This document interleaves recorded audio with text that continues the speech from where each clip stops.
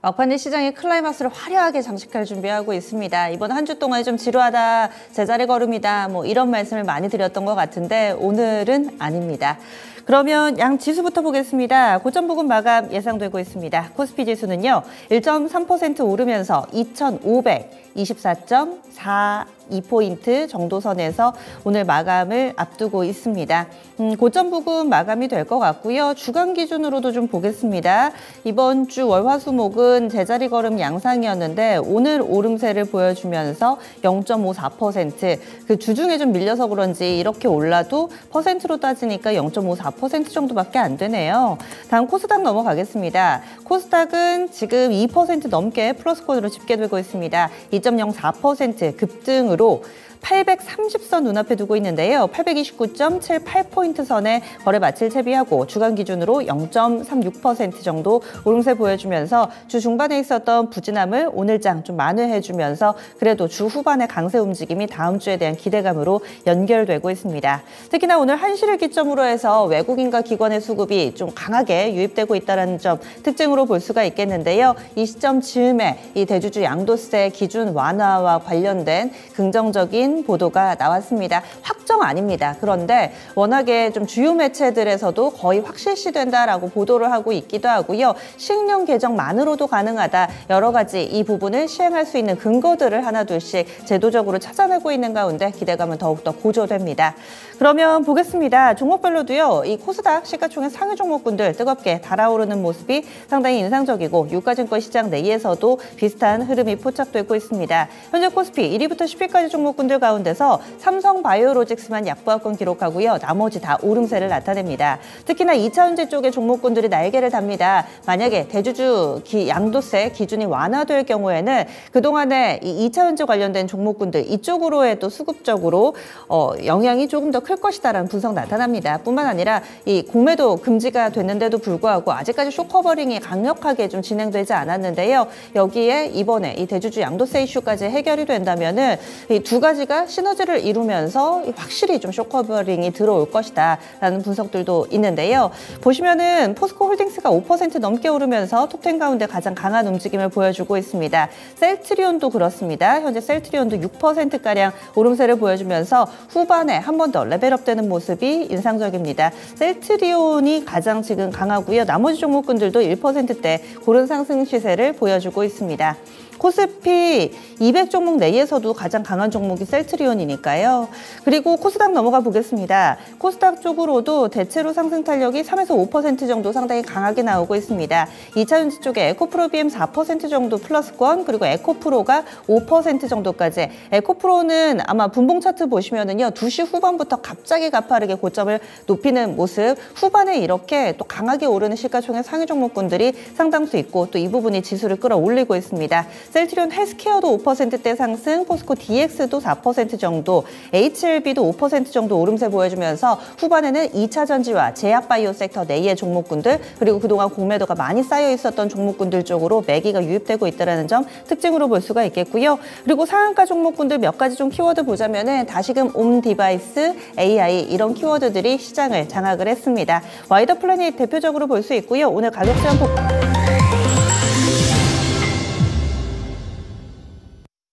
오늘 장은 좀 더하지 싶으시죠? 막판에 이제 좀 시장 좀 재밌게 그리고 또 즐겁게 웃으면서 볼 수 있을 것 같은데 하면서 오늘 오후장에 다들 조금은 오전과 표정이 좀 바뀌셨을 것 같습니다. 이렇게 다음 주에 대한 기대감이 더 고조되는 상황 속에서 또 이렇게 마감이 되는데요. 아시아 증시 전체적으로는 우리 증시와는 달랐습니다. 오후에 우리 증시를 끌어올렸던 것이 워낙에 내부적인 이슈여서요. 이 다른 증시와는 상당히 좀 다른 움직임을 나타냈습니다. 먼저 일본 니케이 225지수입니다. 일본 증시가 가장 주목하고 있는 최근의 키워드는 엔고입니다. 그동안은 엔화 약세의 영향을 톡톡히 봤는데 이제는 엔화가 강세로 뚜렷하게 돌아서는 모습을 보여주면서 일본 증시 발목을 잡습니다. 이 BOJ에서 어떤 이야기를 하는지 관계자의 발언에 따라서 일희일비하는 흐름이 이어지고 있는데요. 따라서 33,300선 부근 왔다 갔다 합니다. 오늘은 1.68% 꽤 크게 밀렸고요. 32,307.86엔대 거래 마치면서 엔화의 움직임에 상당히 주목하고 있는 요즘의 분위기가 그대로 반영이 됐습니다.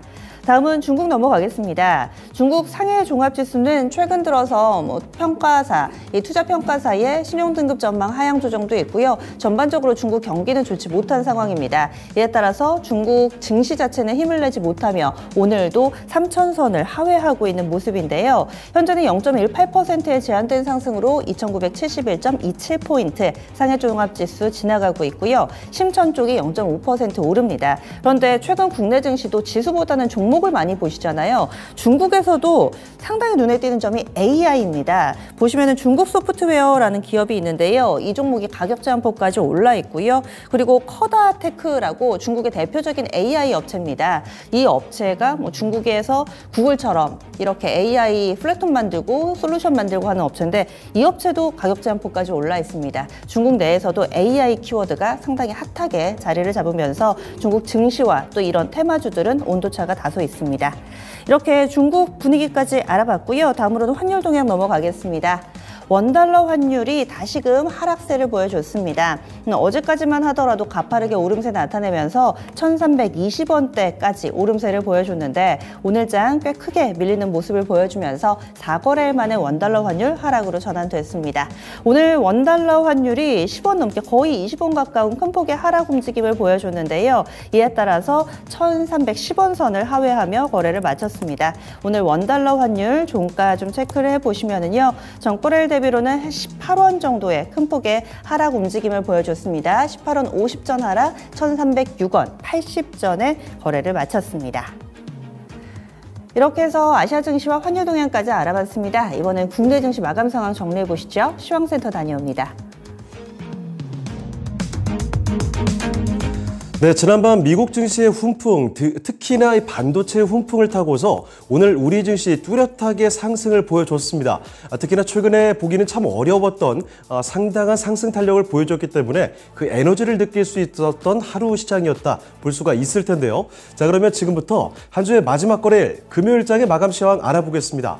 자, 코스피 먼저 확인해 보시죠. 자, 코스피는 다시 하루 만에 상승으로 돌렸습니다. 자, 그런데 상승 탄력이 좀 크게 나왔죠. 1% 넘게 올리게 됐고요. 포인트로 봤을 때도 25포인트 넘게 상승입니다. 자, 거기다가 2,500선을 뚜렷하게 회복해 줬습니다. 오늘장 종가는 2,517.85포인트의 장을 마쳤습니다. 분봉톡에서 장중의 움직임도 확인해 보도록 하겠습니다. 시작하자마자 갭으로 좀 뛰었고요. 2,510선에서 옆으로 쭉 뻗어가는 흐름 나타났죠. 자, 그러다가 1시쯤부터 변화가 생겼습니다. 탄력을 시원하게 바꿔서 3시 넘어서는 2,521포인트까지 고점을 만들었고 결국은 2,520선 부근, 2,520선 조금 못 미치는 수준에서 거래 마쳤습니다. 자, 이어서 수급도 확인해 보겠습니다. 오늘 보시면 외국인과 기관이 모두 사들이는 흐름이 뚜렷하게 확인이 됐습니다.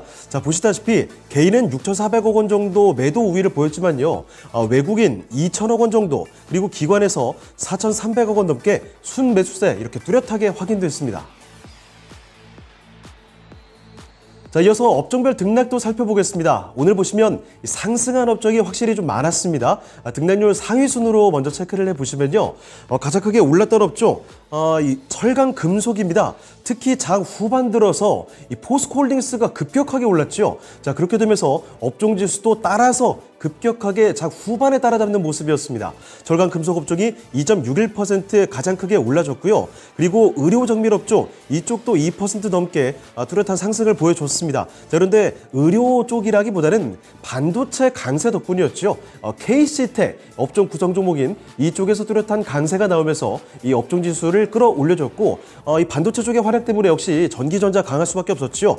반도체 투톱이 모두 다 강세 마감이 됐습니다. 자, 그래서 1.43% 전기전자 업종 강세가 있었고요. 이 뒤를 이어서 의약품 업종은 셀트리온이 너무 크게 올랐죠. 자, 그래서 업종 지수를 크게 올려줬고 제조업 지수도 1.25% 상승 마감이 됐습니다.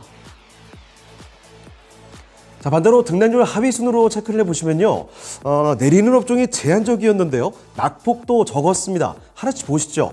전기가스 그나마 이쪽이 좀 많이 내린 편이었죠. 1.3%대 약세 마감이 됐고 그 뒤를 이어서는 건설과 음식료품, 통신까지 0.2에서 3%가량 내렸지만 역시 낙폭 제한적인 수준이죠. 그리고 섬유 의복 정도가 0.16% 소폭 하락하면서 장을 마쳤습니다.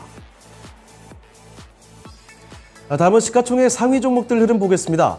오늘 시총 상위는 거의 다 올랐습니다. 반도체부터 뚜렷하게 강했죠.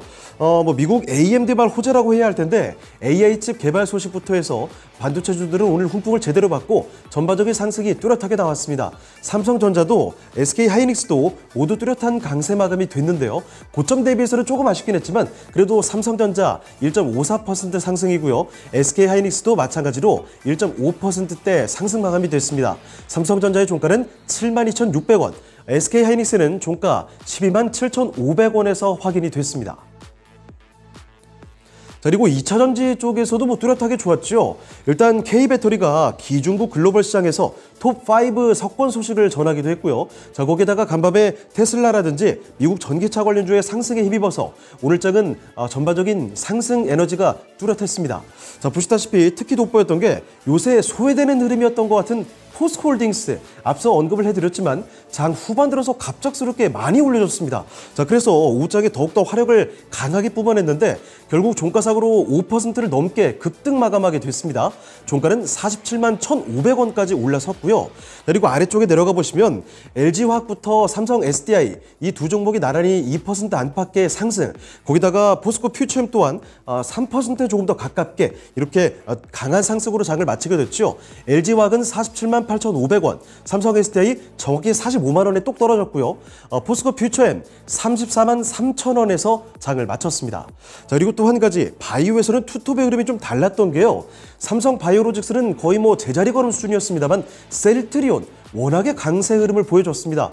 특히 지난달 24일에 단기 고점 찍고서 그날 음봉을 좀 길게 내리꽂은 모습이었죠. 자, 그런데 그 뒤로 쭉 내림세 보였는데 오늘 하루 만에 그동안에 있었던 캔들을 다 잡아먹고서 첫 번째 음봉의 하단 수준까지 바로 올렸습니다.